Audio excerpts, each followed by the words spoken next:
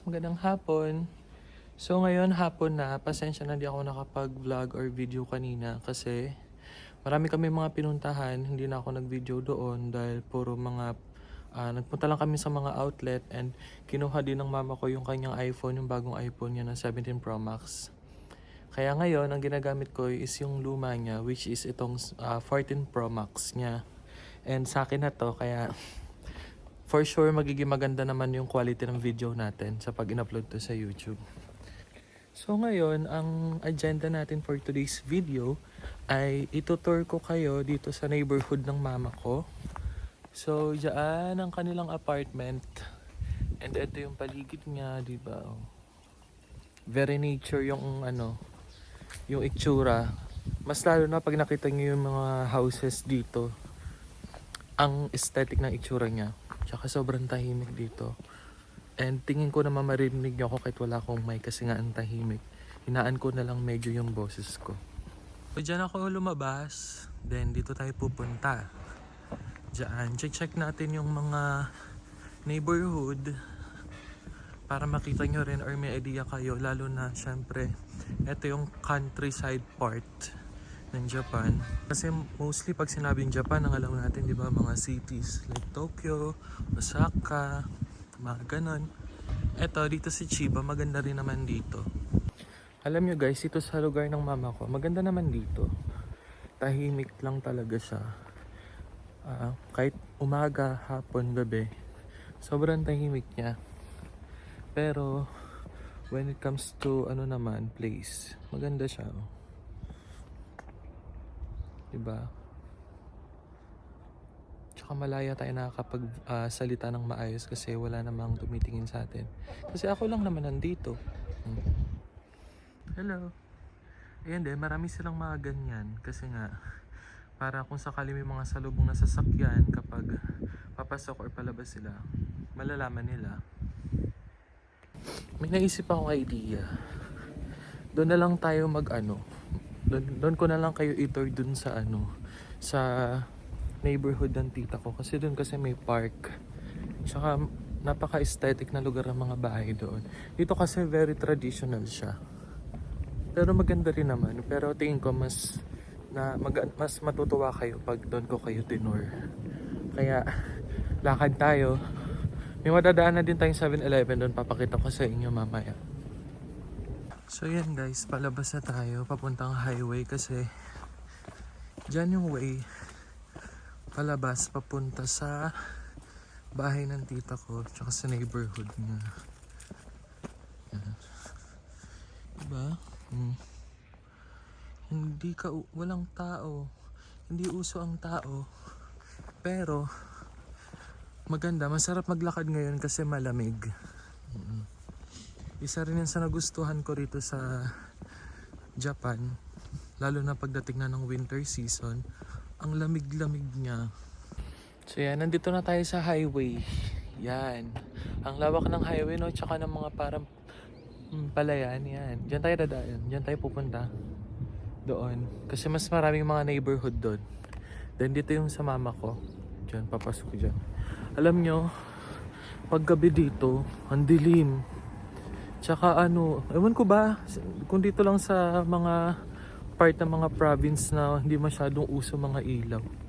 Mga poste, gano'n. Ilan lang siya, bilang lang. And yung mga bahay, grabe, akala mo mga haunted house. Kasi nga, hindi rin sila nagbubukas ng ilaw. Yan, tulad ng bahay na yan. Yan, bahay na yan. Paggabi, pag dumadaan ako, dito, pag pupunta ako ng 7-Eleven, wala, ang dilim-dilim talaga. Walang ilaw. Ay, pakita ko sa inyo to, ang cute to. Oh, di ba? Ang ganda ng mga houses dito. Oh. See? Tsaka di masyado uso yung mga gate. Siguro kasi nga safe dito. Di ba? Pero kung sa atin yan, di ba? Maraming may mga mostly sa mga bahay sa atin, di ba, may mga gate. So yan ngayon, tatawid tayo habang walang mga sasakyan. Medyo malayo-layo siguro mula sa bahay ng mama ko papunta sa bahay ng tita ko. Siguro ang lalakarin din mga 20 minutes Mga ganun din. Kasi medyo may kalayuan. Pero, okay lang. Exercise na rin. Diba? So yan guys, malapit na tayo sa 7-Eleven. Ang ganda ng pala yan oh. Ang ganda tignan. Napaka-aesthetic. Yung tita ko doon pa siya. Didiretso pa tayo doon. Sa banda doon. So yan guys, ito yung 7-Eleven sa kanila. Alam niyo maraming pagkain dyan. Pero hindi ako mag-vlog sa loob. Yan, 7-Eleven. So bali dyan tayo tatawid. Papunta sa lugar ng tita ko. Puntayin muna natin mag-green yung traffic light para pwede nang tumawid. So yun guys, nakatawid na tayo. Hindi ko na siya binidyoan kasi baka mamaya mabastusan yung mga hapon. Kaya tumawid na muna ako ng maayos din. Tsaka ako nakapag-video. Kaya nakatawid na ako. Diba? Ang ganda ng lugar nila rito. So ayan guys, malapit na tayo sa neighborhood ng tita ko. Yan, ito yung tren. Yan, kailangan natin medyo magmadali kasi pag tumunog yan, hindi ako makakatawid. Vending machine.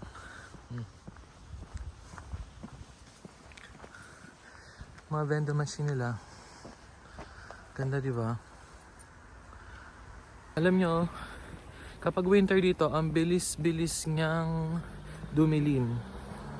Kaya medyo nagmamadali ako maglakad para kahit papaano may ma-vlog ako or may ma-video ko, di ba? Buti bumili ako ng tripod. Kasi mas napapakita ko ng wide yung background and yung view. Diba? Sana hindi siya shaky kasi shaky siya ngayon. Amoy nahawakan ko. Ang cute ng mga apartment. Tapos diba, ang ganda ng mga sasakyan. Ang cute din. So dyan, dadiretso tayo dyan. Yan. Papunta sa lugar ng tita ko. And look. Ang ganda, no? Another vending machine.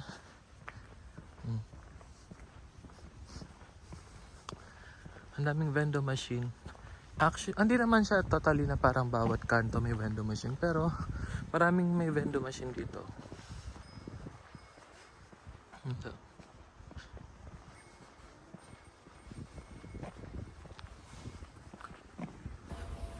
Kung sa lugar ng mama ko, mas traditional yung mga houses.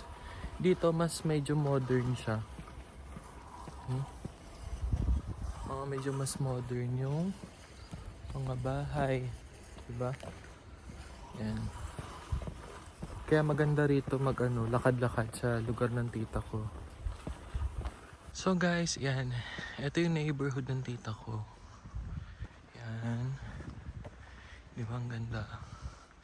And then ito, barbershop. Barbershop to, alam ko eh. Tapos ang bahay ng tita ko, nandito na rin siya. Papakita ko sa inyo. Ang lawak, di ba? Ang lugar. And walang tao. Ako walang tao dito. Ako lang ata tao dito. Yan ang bahay ng tita ko. Ito. Yan. Yan ang bahay niya. Yan ang sasakyan niya. And kung makikita nyo, parang halos uniform yung itsura ng mga bahay. Parang mga same design. Yan ang bahay niya. Basta mga kapitbahay niya. Tapos ngayon, papakita ko naman sa inyo yung park. Yan yung park na sinasabi ko. Dito mostly may naglalaro mga Japanese ng football or yung mga bata. Yan, dito sila naglalaro. Yun, may naglalaro doon. Yan, ito yung park. Ang laki ng park na to. Ang laki. Diba? Ayun, may mga naglalaro, mga bata. Pero hindi naman sila nagtatagal maglaro dito kasi nga mabilis magdilim dito. So pag wala akong ginagawa sa bahay, dito ako nagpupunta. Bumibili ako ng pagkain sa 7-Eleven, tapos dyan ako umuupo. Yan. Dito lang ako. Maganda naman mag-picture-picture dito. Malawak. Okay guys, tapos na tayo mag-picture-picture sa park. Siguro, saan pa ba tayo pwede pumunta? Tingnan ko kung saan ko pa kayo pwede ilibot or ipasyal. May mga iba pa namang part ng neighborhood dito. Pero, puro pa ikot-ikot lang siya. Nasa inang yung mga bahay. Tapos wala masyadong nadaan. Yan. Tara. Ay, yung gulo ng ano ko. Pasensya na, nakatinok sa kalsada. Ayan yung park. Diyan yung park. Dito lang tayo pupunta. Tingnan ko kung ano pwede kong mapakita sa inyo dito sa lugar dito.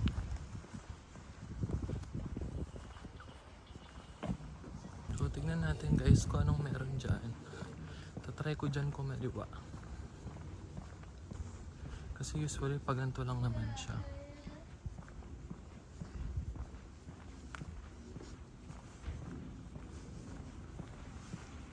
So yan.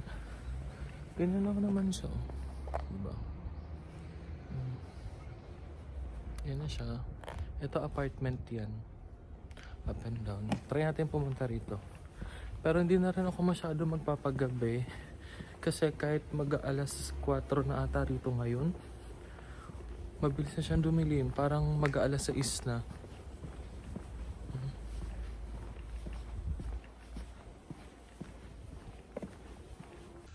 So yan, last year, alam ko bago ako umuwi, nakapunta na ako sa park dito. O naglakad-lakad ako rito. Tapos yan din yung mga bahay. Tapos, ayan, ang labak ng palayan nila. Oh, ayan, ang labak ng palayan nila.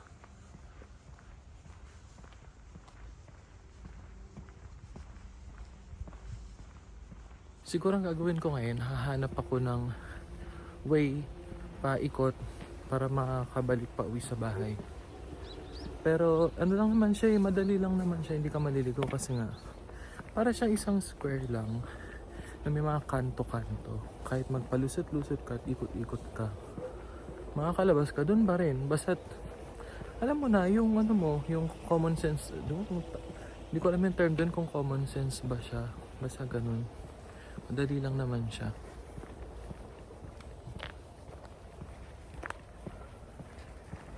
Ayan, tulad niyan. Diba? Diyan ako dadaan. Mikot lang din ako. Alabas yan doon din sa may park. Wala masyadong tao talaga rito. Kaya hinihinaan ko yung boses ko kasi baka mareklamo tayo. Kahit di ka na gumamit ng mic dito. And alam niyo ba, nakapaglakad na ako rito ng gabi, tinry ko siya. Siguro mga around 7 PM sa oras dito, 6 PM sa oras natin. Winter din yan last year. Last year lang din man ako nang galing dito. And napakadilim. Madilim siya. Hindi naman na totally talagang wala talagang ilaw lahat. May mga ilaw pero mostly parang mga ang iniilawan lang nila dito, mga kwarto lang nila. Tapos yung mga poste, ewan ko, walang mga poste ng ilaw dito.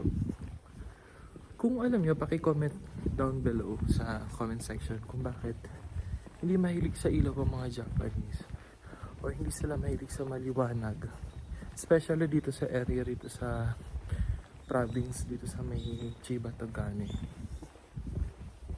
Ako curious lang ako. O tulad niyan, di ba? Dito lang din ako lalabas sa park. And hindi ko na rin naman sobrang iikutin kasi nga anong oras na.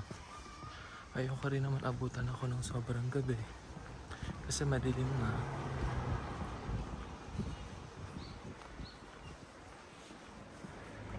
So ngayon, pauwi sa bahay, kakanan ako doon. Kakanan naman tayo doon, pauwi na. Doon ako mag-uwi. So Tsaka ang populate ng mga bata dito. Yan, dalawa. Binati ako konnichiwa daw. May respect yung mga bata pa lang, kumbaga tinuturoan na nila ng disiplina, maging respetos, magkaroon ng respect sa mga strangers. Siyempre, tayo rin naman bilang mga foreigner dito, mas maganda siyempre na mag-responsin tayo sa kanila. Diba? Ayan yung ayun yung side ng mga palaruan dito sa park. Tapos, lalakarin lang natin ng diretso para makauwi. Dahil pero mahilig ako magagala pa. Sige, dito tayo. Kung ano-ano mga sinasabi ko. Wala, mahilig lang ako magpapapasok sa mga kanto-kanto. Diba? Kasi ang gaganda talaga ng itsura ng mga houses dito eh. Yung pagkaka-design. Ewan ko ba. Kaya no. Paano kaya no? Alam nyo, ako, pangarap ko sa bansa natin sa Pilipinas na sana maging ganito kalinis. And kahit hindi na siguro kahit hindi na siguro yung ganito kagagandang bahay kasi syempre 'di ba? Ano pa ba expect natin sa bansa natin? Kinukurakot na nga. Kahit sana lang yung mga tao siguro, hiling ko lang sa mga tao is magkaroon ng disiplina sa pagtatapon ng basura kasi rito kanina nagtapon kami ng basura bago kami pumunta sa Softbank. Nakasegregate ang mga cans, ang mga plastic bottles, tsaka yung mismong basura nila. At ang kinaganda pa rito, yung basura nila, especially yung mga parang mga buto ganun ng manok na mga kinakain natin. Yung mga possible na mga ngamoy sa basurahan, pinaplastic na nila yon bago nila ilagay sa basurahan para umiwas siyang mga amoy. Ganun dito. Next time siguro kung if possible na punta ulit kami ron, bibidyohan ko siya, papakita ko sa inyo. Hindi ko kasi nabidyohan kanina eh. At yan, palabas na ulit tayo. Diba may nagja-jogging pa kahit ang lamig na. Dito lang, kung saan ako pumasok kanina, dito lang din ako lumabas. Diba? Madali lang naman maglakad-lakad dito. Nandiyan yung train station. Kasi yun yung bendo machine kanina. Diba? Kita nyo? Ikot-ikot lang naman ako rito. Eto gusto ko sa neighborhood ng tita ko kasi ang ganda ng itsura, ang aesthetic ng lugar. Maganda rin naman sa lugar ng mama ko. Ano lang siya, more on traditional lang talaga yung mga bahay. Yung mga parang lumang bahay na dito sa Japan. Buti nakatawid na tayo. Parating na yung tren. Mandar na ang MRT.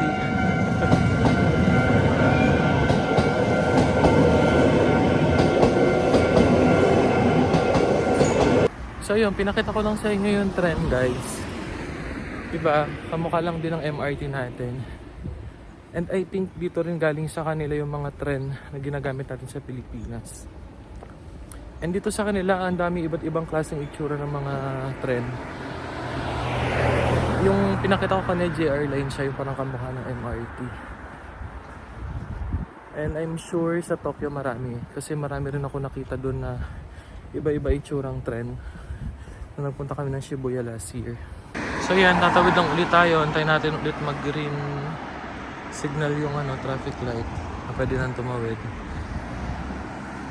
Uwi na tayo kasi yun ang bilis magdilim.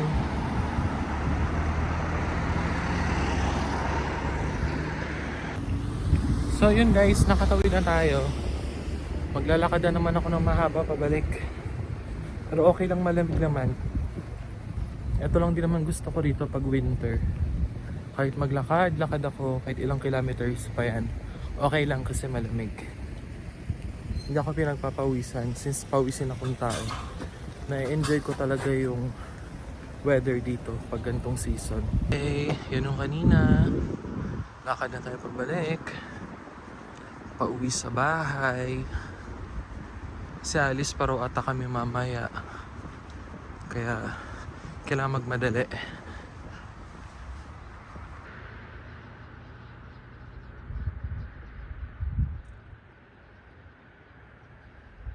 Naglagas na yung mga ano.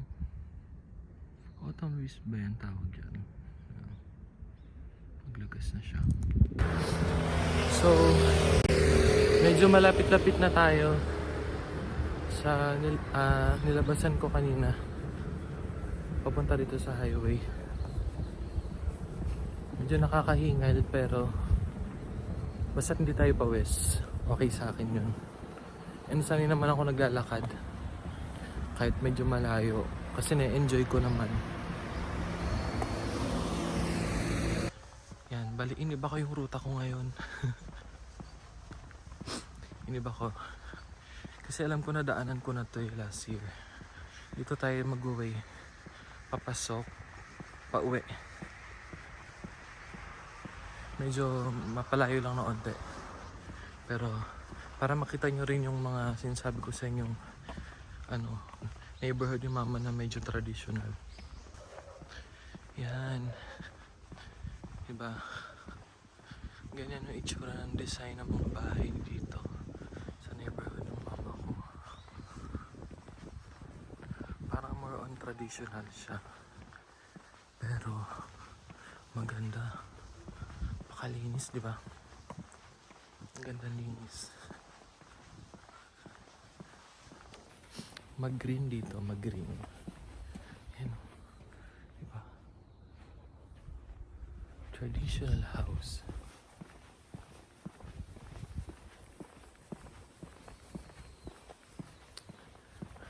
Pero ang gaganda pa rin. Tsaka ang ganda ng mga pagka-cut ng mga design ng mga puno. Hindi ko alam kung anong tawag sa puno na yan. Pero ang ganda. So hindi ko alam kung ilang kilometers na itong nalakad ko. Pero sure ako, parang magliligo ako. Pero sure ako, ayun, tama nga yung daanan ko. Pero sure ako malayo-layo rin kasi kanina pa ako lakad ng lakad. Siguro mga isang oras na rin ako lakad. At magdidilim na, sakto lang. Nakauwi tayo na may liwanag pa. Good yun kasi madilim dito pag gabi na. So tama lang yung daan. Pagkanan ko dyan, yun na. Malapit na yun sa apartment ng mama ko. Ay, finally, malapit na. Pagkaliwa ko dyan sa dulo. Dyan sa dulo. Yan, pagkaliwa ko dyan. Yun na, apartment na ni mama. Doon ko na i-end yung vlog pagdating ko doon. Ay, finally nakauwi na. So guys, dito ko na i-end yung vlog. And I hope natuwa kayo sa mga video natin ngayong araw na to. At nakita nyo yung ganda ng neighborhood dito sa lugar ng mama ko at ng tita ko dito sa Togane, Chiba. By the way, okay na, yun na lang. Bye! Maraming salamat sa panonood and antayin nyo yung mga ibang videos na pwede kong i-upload. By the way, bye-bye!